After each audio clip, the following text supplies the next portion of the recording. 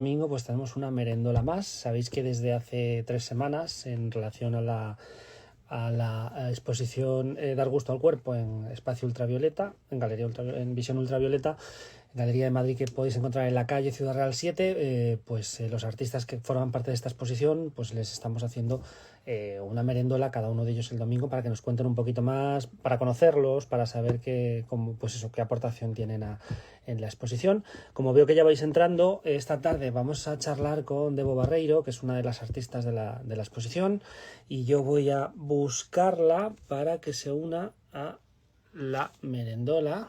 Vamos a ver si la tengo por aquí.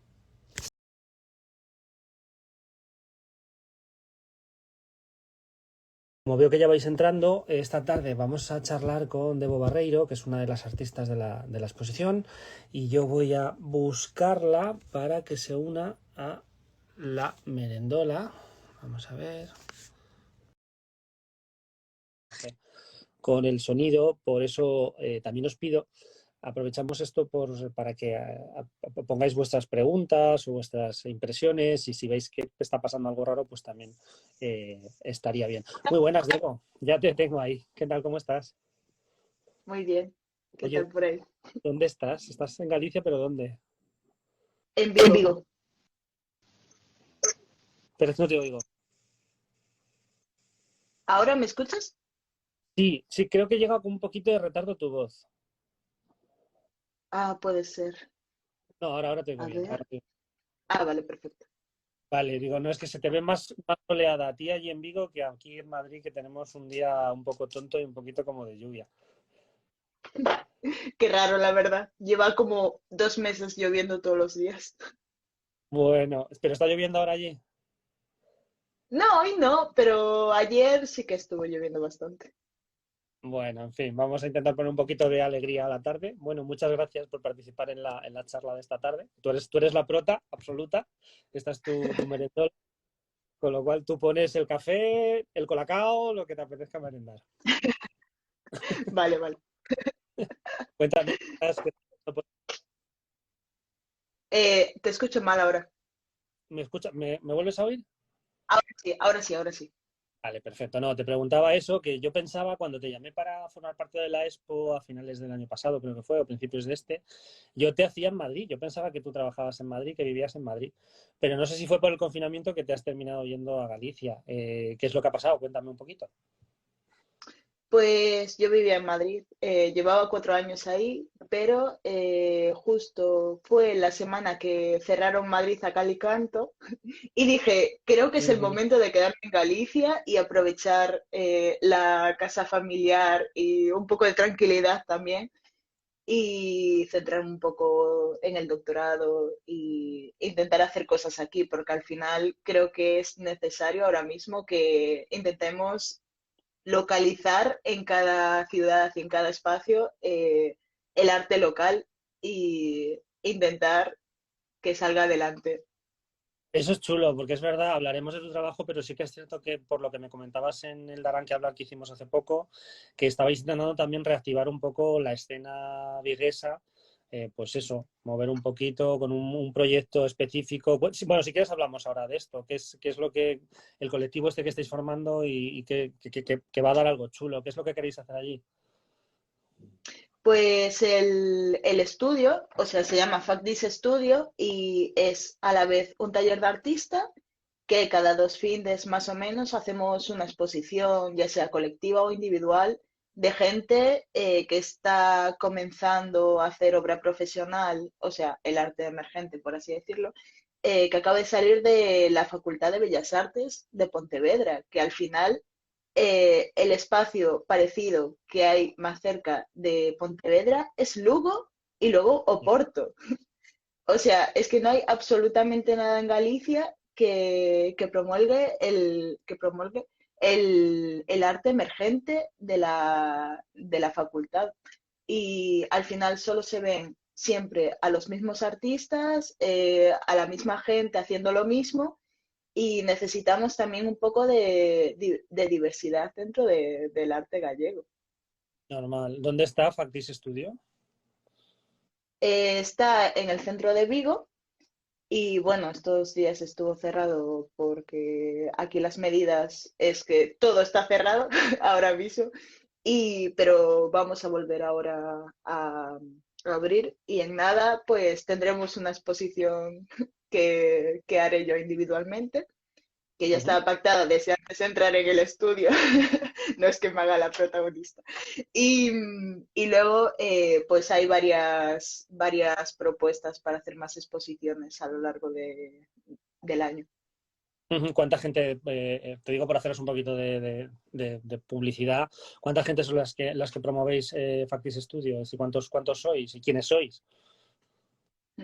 Pues ahora mismo somos 4, seguramente ampliemos más adelante porque también estamos pensando en ampliar el espacio y somos, bueno, aparte de yo, Noemi Parga, que hace audiovisuales y se dedica también un poco al panorama del corto y del cine gallego, ese panorama del Festival de Cannes y todos estos cortocircuitos.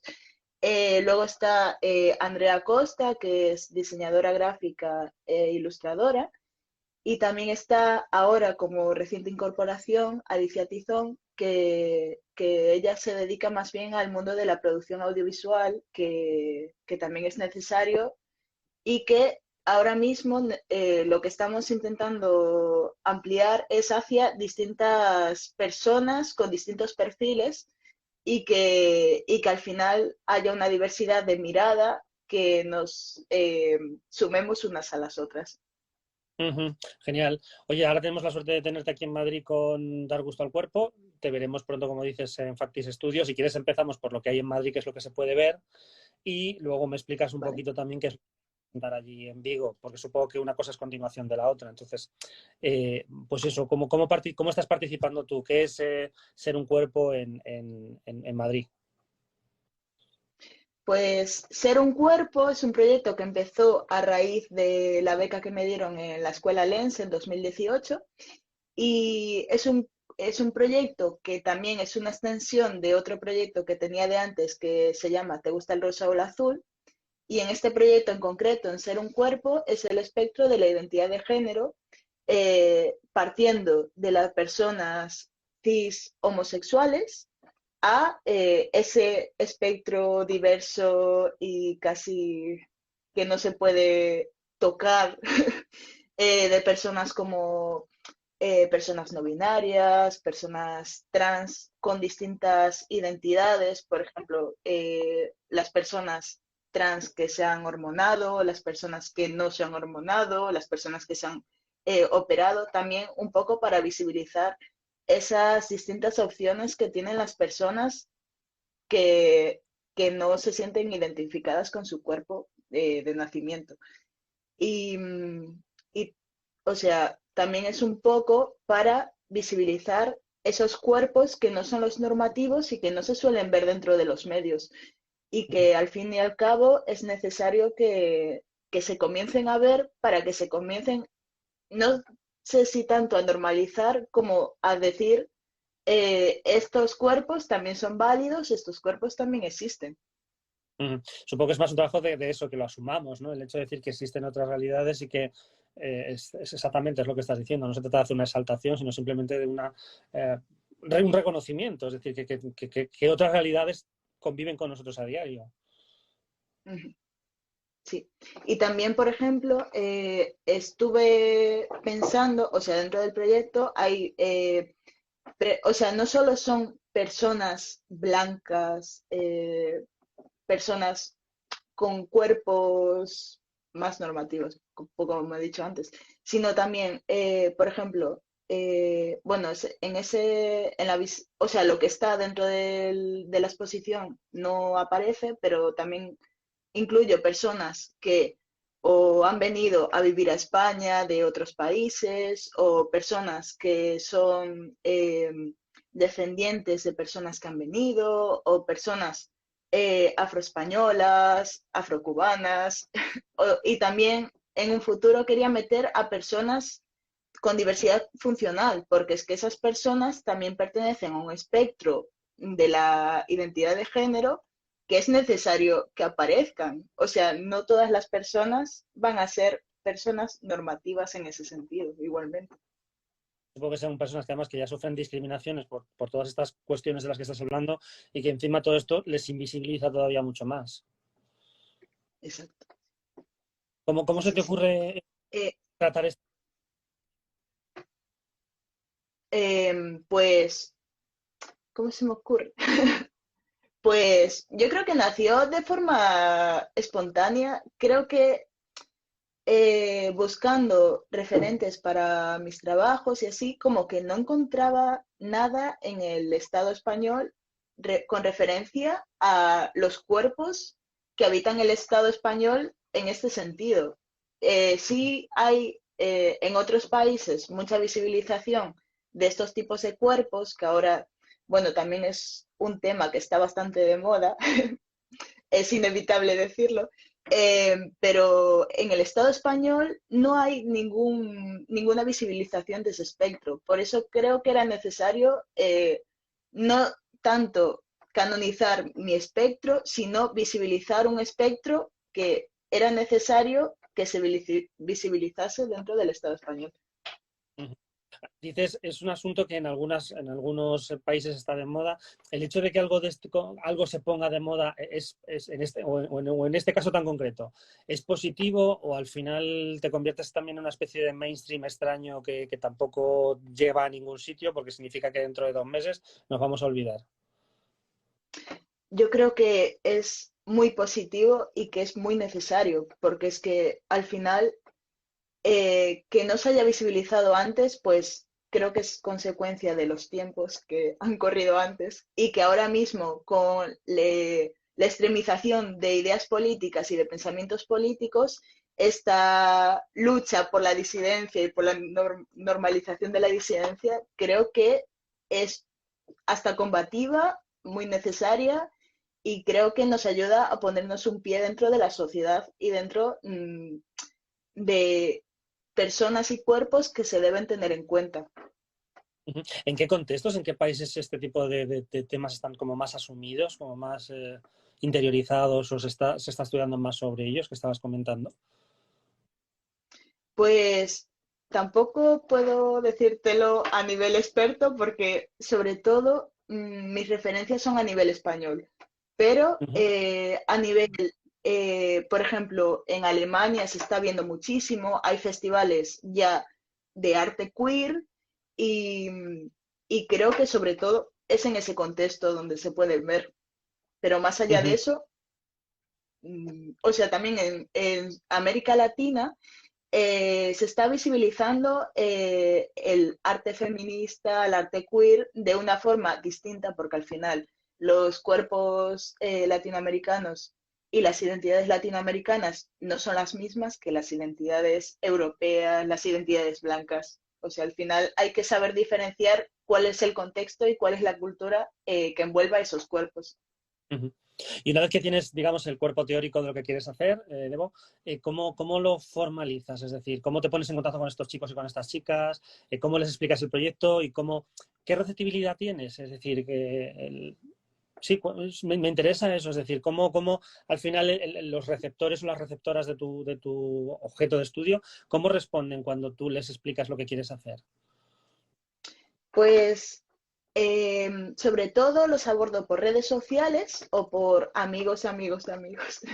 Em, pero me interesa hablar más que nada sobre las redes sociales y es que normalmente encuentro a estas identidades por casualidad, ya sea porque son personas activistas o personas que se mueven mucho dentro de estas identidades activamente en las redes y que las busco precisamente a través de buscarlas a través de sus fotos, es decir, cómo se autorrepresentan esas personas y estas personas me dan muchísima información a través de las fotos y por eso yo creo que les hablo porque en cierto modo se pueden sentir representadas cuando las represente. Y de hecho, cuando les hablo, les enseño todos los trabajos anteriores, les explico que normalmente es en ropa interior, en sus casas de verdad, porque necesito su propio contexto para poder hablar de estas personas. Eh, y les explico, quedo con estas personas antes de empezar la sesión y les digo que necesito que se sientan representadas y que me ayudan a hablar de estas personas a través de ellas. Es decir, intento no representar a todas las personas igual, obviamente, aunque yo tenga una mirada propia, única, intento que sea un diálogo entre nosotras. Y, y necesito que me vayan diciendo, pues así me siento más yo, así me siento menos yo. Y de hecho muchas veces utilizo 2 sesiones o varias sesiones o sesiones muy largas para tener una conversación o varias conversaciones en las que ellas se pueden seguir viendo todo el rato y parar y hablar y que se relajen. Sobre todo también es muy necesario tener mucha empatía con estas personas y Claro. sobre todo que se sientan súper relajadas en todo momento y que lo mínimo que quiero hacer es que se sientan violentadas, porque también hay mucha iconografía del follógrafo al final que, que ahí está, ¿no? Es inevitable pensar en estas personas, o sea, en este tipo de fotógrafos cuando se hacen sesiones en ropa interior. Ya, te lo entiendo. De hecho, tú estás preparando tu propia tesis doctoral que está basada es un estudio sobre la pornografía y me comentabas también en esa entrevista anterior cómo en nuestra mirada, o sea, estamos todos influidos por la pornografía, a lo mejor no somos conscientes y nuestra manera de percibir el cuerpo y nuestra manera de exhibir nuestro cuerpo, estamos influidos por esa pornografía y probablemente es a lo que sí, nos unifica a todos el hecho de... ¿A qué te refieres cuando, o sea, me interesa esta cuestión de una aproximación a la pornografía de una manera más científica, es decir, no una cuestión para hablar de morbosidades o cosas por el estilo? Ujú.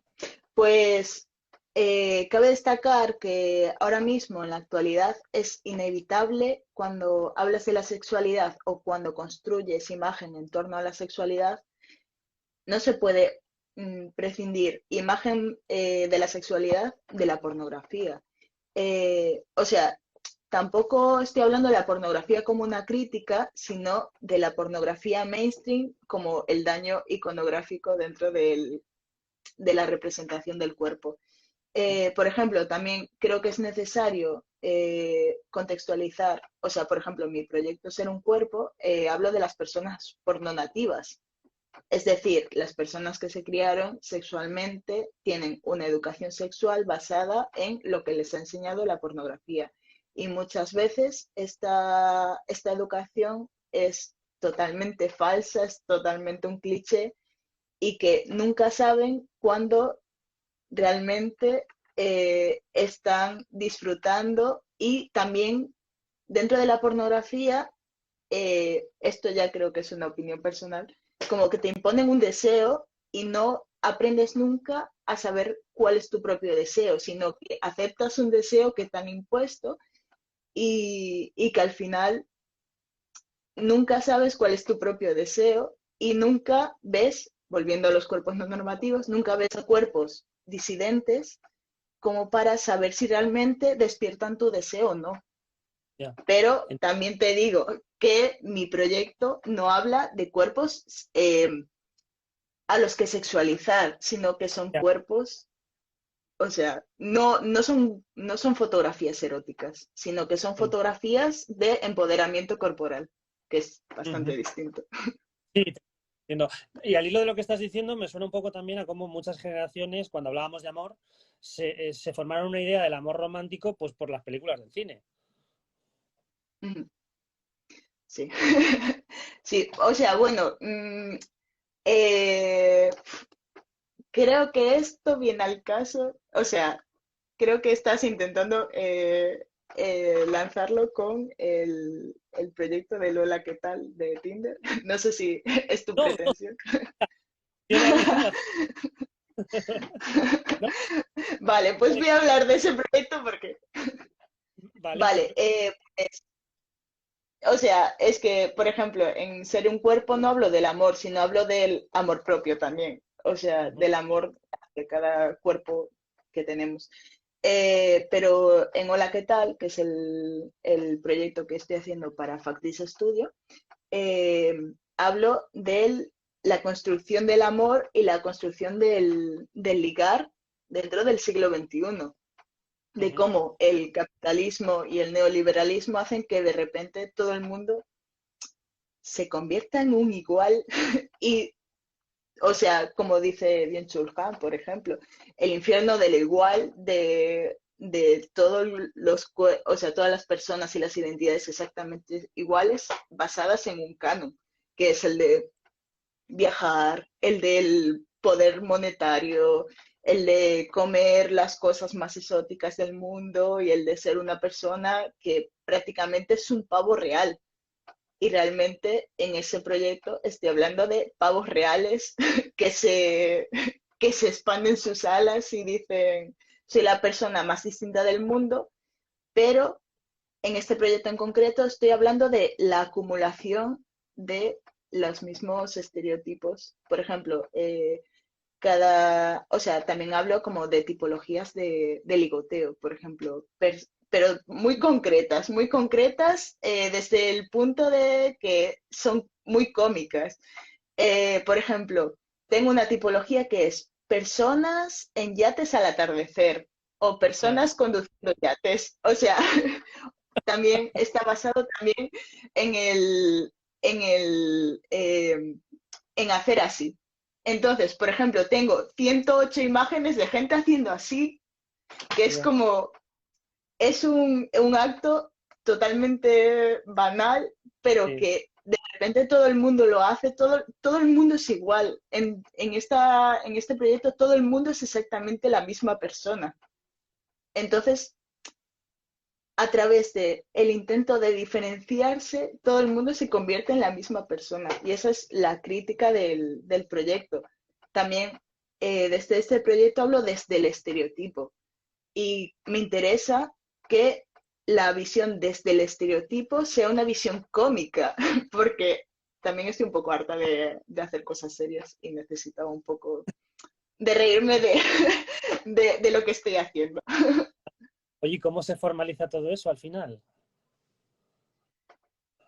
Pues también eh, lo que hago es imprimir las capturas de pantalla, que son capturas de pantalla que comencé la cuarentena porque todo el mundo estaba haciendo fotos de sus habitaciones y desde la ventana.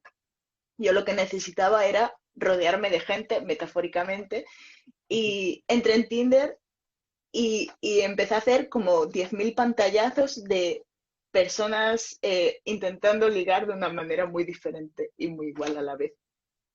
Entonces, eh, comencé haciendo eso pero necesitaba quitarles la identidad de alguna manera.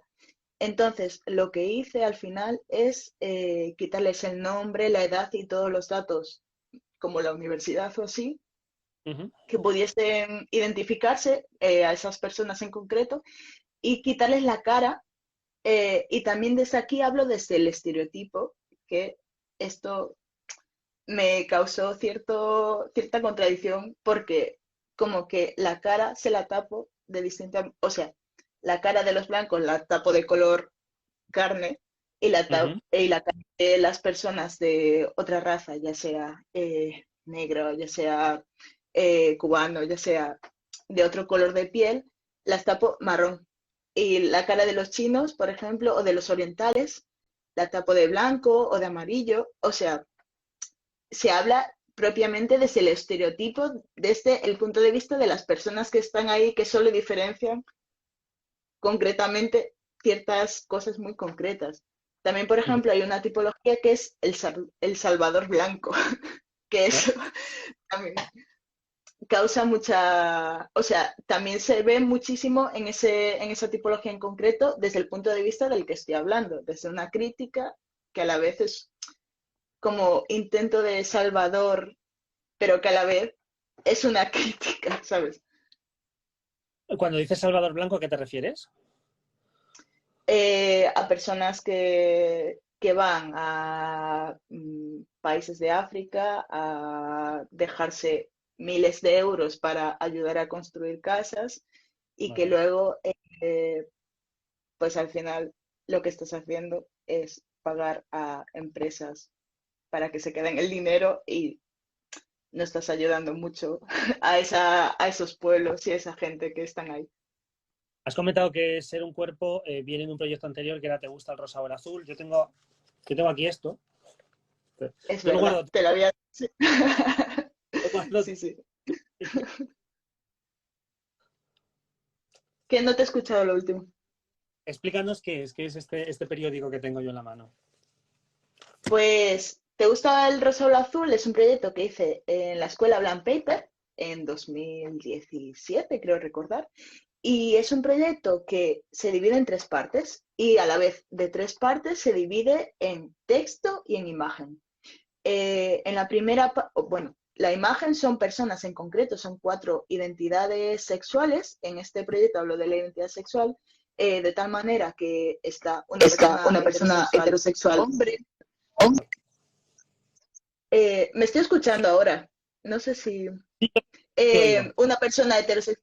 Ah, vale. Una persona heterosexual hombre, una persona heterosexual mujer, porque hablan de distintos privilegios, una persona homosexual y una persona trans, pero la persona trans siendo una identidad de género, estoy hablando de esta persona porque en el momento en el que decide cambiarse la identidad de género, es el momento en el que cambia su identidad sexual.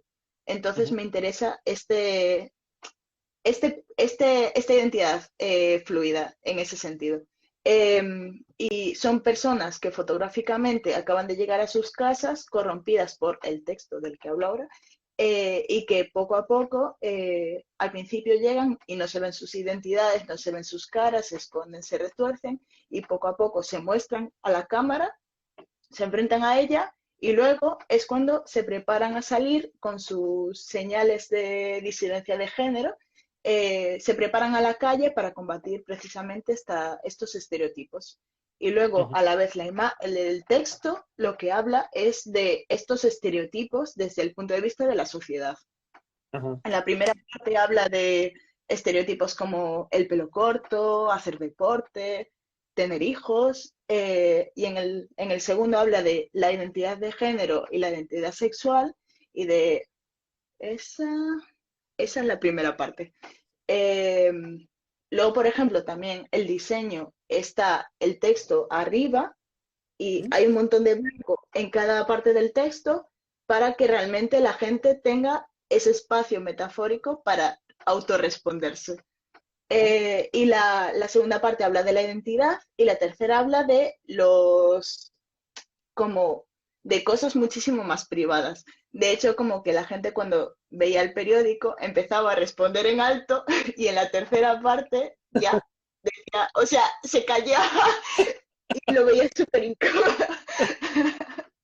Entonces, o sea, es un juego de inversiones en el que la fotografía va haciéndose más social y más pública, mientras el texto va pasando de lo más social a lo más íntimo y acabas sintiéndote hasta incriminado por las preguntas. Ya. ¿Tú te has hecho el cuestionario? Supongo que sí.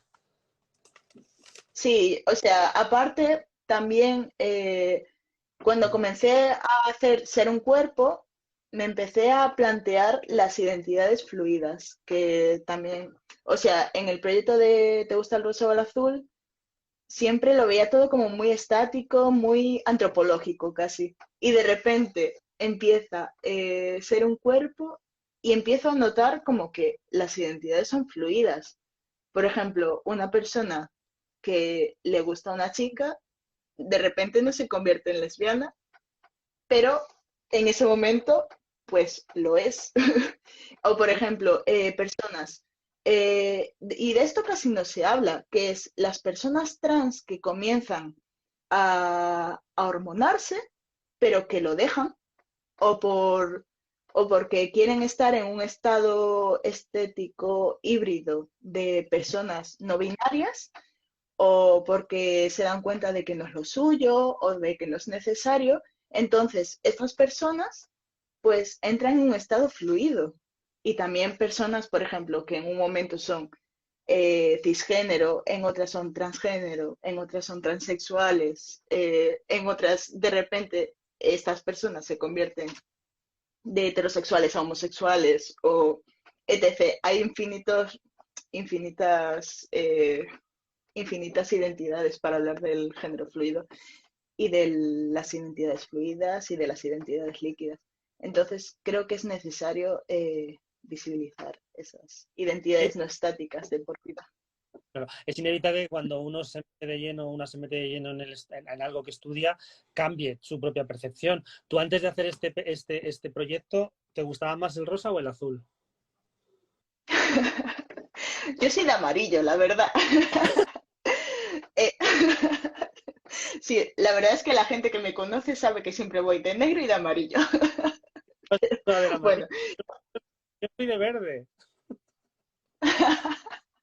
bueno, pues mejor. Pues también como que cuando empecé el proyecto de ¿Te gusta el rosa o el azul? He de decirlo porque creo que es necesario no esconderse de estas cosas. Era la Sí. típica persona de ni machismo ni feminismo. Y como que fui aprendiendo a través del feminismo y a través de lo queer y a través de todas estas teorías que estaba totalmente equivocada y de que Ya. son teorías súper necesarias y que son teorías que realmente no están de más, que, o sea, que por mucho que haya mucho escrito y muchas cosas se lleven a cabo, es muy necesario que se sigan haciendo y que la gente habla de ello y que también la gente habla de cuando se equivoca y de cuando la gente se da cuenta de que está cayendo en un estereotipo y de tener la reacción pública de decir, he caído en este estereotipo, pero ya no. No, Entonces, ¿te gusta el rosa o el azul? Pues fue un aprendizaje que tuve durante ese año y que la verdad, pues ese proyecto fue el resultado de ese aprendizaje. pero está chulo, ¿no? Que uno tenga un punto de partida y que se dé cuenta de que puede estar equivocado y que a lo mejor la conclusión es otra. Claro.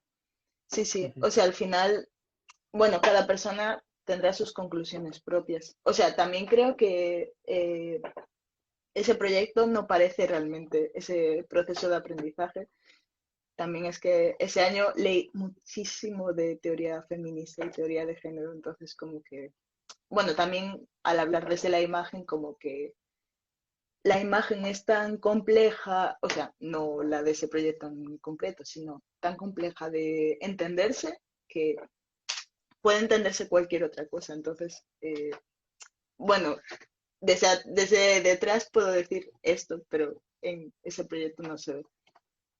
Ujú. Pero me parece además un proyecto muy bonito en el sentido de que es muy sencillo, es decir, pero plantea al final preguntas muy interesantes, es decir, que parece como muy inofensivo lo que decías tú, esa primera parte que dices, bueno, venga, vamos a empezar todos a jugar, pero claro, luego según te vas metiendo en la segunda partida te das cuenta de que te tienes que enfrentar a otro tipo de fantasmas o a lo mejor cosas que no has verbalizado o que tampoco te apetece que se verbalicen. Yo sí que te propongo un juego y es que vamos a elegir al azar una pregunta del principio y una pregunta del final y la respondemos los dos. Venga, va. Yo Sí, abro. también creo, ahora, también creo que he planteado preguntas que, o sea, bueno, las de la primera parte son las típicas preguntas que todo el mundo se ha hecho, pero como que son preguntas que poco a poco, cuando vas avanzando dentro del proyecto, como que de repente te das cuenta de que nunca te has planteado esas cosas Sí, o que ¿verdad? realmente has asumido la bueno, normalidad, no me gustaba usar esa palabra. Has asumido lo que debe ser y lo que debes hacer en vez de planteártelo. Y Mm, creo que por eso era necesario realmente hacer un proyecto sobre preguntas y no sobre respuestas. vale, dime un número, Que que dudo que te acuerdes del orden de las preguntas. Dime un número al azar. no me acuerdo. 10. El 10. ¿No? La primera pregunta sería la de si te gusta el rosa y el azul. También invitamos a la gente que nos está escuchando. Esa sería la primera pregunta. La segunda pregunta era si tienes o has tenido alguna vez el pelo corto. La tercera es si practicas o has practicado algún deporte. Llegamos a la cuarta, que es si te depilas. La quinta, ¿has llorado en público alguna vez? La sexta es si te gustaría tener hijos. Séptima, ¿te has maquillado alguna vez? Octava, ¿alguna vez te has disfrazado del género contrario? Creo que sabías por dónde ibas, ¿eh? La novena es la que hace... La que hace... Nunca Eso, fue por milésima de segundo ser de otro género. Y a la que tenemos que responder los dos es ¿con qué genitales has nacido? bueno, creo que eso es privado, ¿eh? Vamos a cambiar de pregunta. Es que has apuntado un número muy alto. Ya, la verdad, yo creía que había menos preguntas, la verdad. Creía que iba a tirar por la tercera parte, la verdad. Bueno, lo dejamos ahí eso. ¿Qué estás haciendo ahora, Debo? Pues ahora, aparte de, bueno, estar en Factis Studio haciendo cosas de gestión cultural, que la verdad es que creo que necesitaba empezar a hacer cosas un poco más teóricas y un poco más intentando ayudar a otros artistas, porque es que siempre me ha gustado eso de organizar y de hacer por otros. Em, bueno, aparte de eso, estoy ahora mismo con el doctorado, que estoy poniéndolo todo ordenado, estoy leyendo muchísimo y la verdad es que ahora mismo lo veo como inabarcable porque tengo como 100 libros leídos, pero necesito sintetizarlo todo y ahí Genial. está, el mundo de las ideas. Oye, la semana pasada te dejó una pregunta, Diego, que era que cuándo sabes, o sea, ¿cómo sabes cuándo te toca disparar o cuándo sabes que tienes que sintetizar en una imagen aquello que estás intentando estudiar o analizar? En tu caso, ¿cómo sabes que ha llegado ese momento? A ver, yo he interpretado la pregunta como ¿en qué momento de la identidad de la otra persona? No sé si más tan general o más en qué momento hago esa foto concreto, pero yo creo que era en el momento de la identidad de las personas. Vale. Pues normalmente, como ya cuento con que estas personas tengan una identidad líquida, como he dicho antes, creo que todas las identidades dentro de esta misma persona, o sea, hablando abstractamente, son interesantes. Entonces, normalmente les pregunto, por ejemplo, imagínate, una persona que está hormonándose. Ujú. Les pregunto, ¿en qué momento te apetece más sentirte pues representada o representade o representado, lo que sea? Eh, y, por ejemplo, la última sesión que hice, que ha sido de un chico trans que es drag king no binaria a la vez, o sea, es una identidad muy compleja y muy interesante. Ujú. Eh, Hicimos una especie de sesión de fotos barra performance porque esta persona a la vez también hacía teatro y hacía espectáculos. Entonces le propuse hacer como una sesión fotográfica de cabaret, como si fuese el proceso de hormonación de cómo se siente ante la testosterona. Entonces, en ese momento en concreto, necesitaba que justo le hubiese dado el subidón de testosterona, que era la semana siguiente de pincharse más o menos, que me estuvo Mm. explicando. Pero normalmente, pues, como la mayoría de este proyecto la hice en Madrid y todo el mundo está muy ocupado siempre en Madrid, que casi no tiene tiempo para nada, pues han sido pues en los momentos que podíamos, por así decirlo. Entonces, Ujú. no había como un momento concreto, menos en esta sesión que te acabo de decir. Ujú. Recomiéndanos, Debo, pues un compañero o compañera artista que tendríamos que seguir o que te interesa a ti como espectadora. Y también te voy a pedir un libro, que nos recomiendes lectura para pones deberes. Vale. Vale, pues una persona a seguir, como te he dicho en el ABC Cultural, pues creo que voy a escoger a María Rojas, Ujú. porque es una chica, bueno, con la que he expuesto varias veces y tal, y que tengo, o sea, siento mucha conexión con su trabajo, porque hace proyectos sobre el mundo de Internet y los lleva a la imagen. eh, Cuando en realidad no nos damos cuenta de que ahora mismo la imagen está tan eh, contaminada, no, o sea, no negativamente, o sea, objetivamente está muy contaminada la imagen de Internet en la imagen digital o en la imagen, bueno, la imagen analógica no tanto, pero ahora mismo necesitamos visibilizar ese mundo de Internet dentro de la imagen fotográfica y María Rojas hace precisamente eso. De hecho, Ujú. juega con el error de Internet, juega con, por ejemplo, el poner los nombres cuando la gente sube fotos a Internet, que pone su nombre por todas partes también, o juega con las roturas de los mundos post-realistas. O sea, crea un mundo increíble. Ajá. ¿Y lecturas? Te hemos pedido también que nos recomiendes lecturas. Tiene que ser lecturas de narrativa, lecturas de género, lecturas artísticas. Vale, pues bueno, es que me he cogido como 10 libros más o menos. Muy bien. Porque la semana pasada le pregunté a Diego lecturas y yo, pues voy a coger un Ah, montón. Pues creo que voy a hablar de Gloria Yarzábal con su proyecto Woman Go No Green. De hecho, ganó Paris Photo con el mejor fotolibro este año por este proyecto. Y es un proyecto que habla de los feminismos negros y de que realmente la colonización del feminismo blanco ha dado consecuencia de que solo se piense desde el feminismo blanco y no se tengan en cuenta otros feminismos. vale. Entonces, vemos como machistas unos comportamientos en otras culturas que realmente no es que sean machistas o lo que sea, sino que realmente es que es otro tipo de feminismo dentro de otro tipo de cultura. Vale. Entonces, me parece un libro muy interesante y que para hablar de la imagen feminista y de Ujú. la imagen eh, interseccional y la imagen de deconstrucción de la colonización, creo que es un libro imprescindible ahora mismo. Perfecto. Ujú. Dinos un par más, ya que has cogido 10.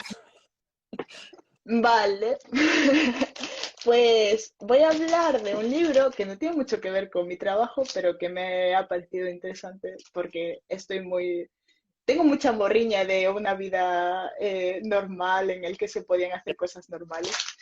Pero todo bien. Voy a hablar de el libro de Alejandra Zinque que se llama Comer tecno y bailar tecno, que Vale. es retratos de una generación desechable en la época de los 2010. Ujú. Eh, no sé, o sea, yo necesito ya un poco de normalidad, Ya. o sea, de una vida antes de la pandemia y de personas muy juntas pasándoselo bien. Entonces, voy a recomendar este. Es un buen libro. O sea, y habla o sea, también como que hay mucha imagen dentro de las discotecas, de, también habla un poco de las drogas, hay mucho texto también, Ujú. también hay mucho concierto. No sé, yo creo que es un libro que para la gente que echa de menos las discotecas está muy bien. ¿Y el tercero? A ver, tengo aquí muchos. Vale, A ver. pues voy a recomendar este libro, que es un libro que para mi tesis me está viniendo bastante bien, que se llama Transfeminismos, Epistemes, Temes, Fricciones y fricciones y Flujos, flujos. A y ver. que habla del posporno y habla de los transfeminismos. Es una recopilación de textos de un montón de gente. En plan, Vale. está no sé si está Elena Urco, está el grupo Orgía, está como muchos grupos de performance, de postporno, también está Beatriz Preciado, Paul Preciado, pero en ese momento era Beatriz Preciado. Habla del trabajo sexual, y creo que es necesario este libro porque es un libro que creo que es del 2010 o algo así, 2013, Ujú. que era cuando tampoco se estaba tratando tanto el transfeminismo, pero es un libro que aborda tanto eh, como esta disidencia sexual, esta disidencia de mirada, que a mí me parece muy transgresora en este sentido y en este momento, o sea, en España, que Ujú. tampoco se estaba tratando eso. Y en relación con eso, también voy a recomendar otro libro, que son mis fricadas de tesis. Lucía Egaña, Atrincheradas en la carne, lecturas en torno a las prácticas pospornográficas.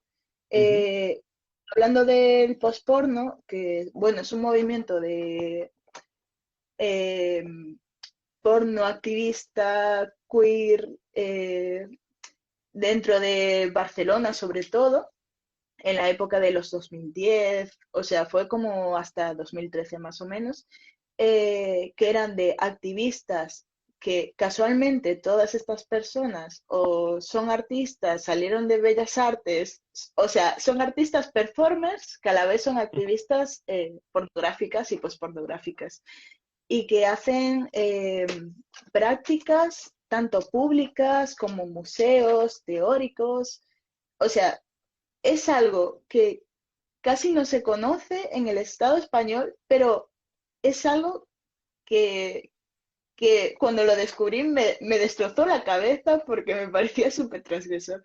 Y por ejemplo, también el posporno se inició en el MACBA de la mano de Paul Preciado en su momento con Annie Sprinkle, y es que al final es una práctica artística. Por ejemplo, Quimera Rosa, que es un colectivo que, o sea, que es postpornográfico, hace talleres artísticos dentro de los museos y así. Y es que Mm. me parece que dentro del mundo del arte, como que apenas se visibiliza este tipo de contenido. Entonces me parece súper necesario. Bueno, pues nos quedamos con esas 4 recomendaciones tuyas. Llevamos ya casi una hora, ¿eh? Parece que no, pero el tiempo pasa volado. Eh, Te toca a ti presentar al entrevistado de la semana que viene, tú das el nombre y además sabes que tienes que dejarle una pregunta. Vale. Bueno, la semana que viene va a venir Pablo Sola, ¿verdad? Eh, no sé si llevaba a tilde No, Vale, Pablo Pablo. Sola, que hace fotografía, desde mi punto de vista, transhumanista y Ujú. ciberpunk. Eh, Ese es mi punto de vista. Y que me parece, o sea, la verdad es que llevo siguiendo su obra años y me parece flipante todo lo que hace y que aparte es como utiliza el cuerpo de una manera tan cyborg, Ujú. eh, mismo tampoco hay mucha gente haciendo obra fotográfica en torno al cuerpo cyborg. Bueno, José Luis Cuevas, por ejemplo, ahora en Generaciones hay una obra también muy queer y muy cyborg, pero casi no hay nadie haciendo este tipo de imágenes y me parece que es que el futuro del queer es el cyborg Ujú. y que se está adelantando a estos tiempos y está diciendo, esto va a ser la Eh, consecuencia del queer actual. O sea, Perfecto. creo que su trabajo es muy necesario. Y la pregunta es, em, ¿por qué concretamente te basas en esos cuerpos para intervenir justo esos cuerpos? Vale, pues mira, te está escuchando ahora mismo porque le estoy viendo que te están mandando un montón de corazones azules, que el azul es su... Sí, la verdad. Ahí. Ha sido un placer hablar contigo esta tarde. ha sido súper interesante. Igual. Yo creo que es necesario, lo que decías tú, es necesario que este tipo de cuestiones se visibilicen y se haga difusión de ellas para que se sepa que convivimos con muchas más personas de las que pensamos que convivimos. Y nada, que es un placer tenerte en la exposición y que pues que nos vemos pronto en una rave, juntando cuerpos, como Eso tú sí, quieres, o en una día, pero vamos, que ojalá. venga, pues yo desde aquí os mando un besito a todos. Ha sido un placer también que nos acompañaréis esta tarde. Si no habéis podido ver la merendola entera, sabéis que en breve la tenemos colgada en mi muro de IG. Y si no, Fran Ramírez, que todas las tardes está ahí acompañándonos desde atrás, desde Sevilla, nos la va a colgar en breve en YouTube para que podamos seguirla. Yo las tengo que recopilar todas también en una entrada del blog. Y bueno, pues nada, pues que la semana que viene, 5:30, misma hora, no sé si es 28, creo que es el 28, es el último domingo de febrero, pues Pablo Sola será el que nos acompañe. Debo, mil gracias. Un beso enorme. A ti, muchas gracias. Chao.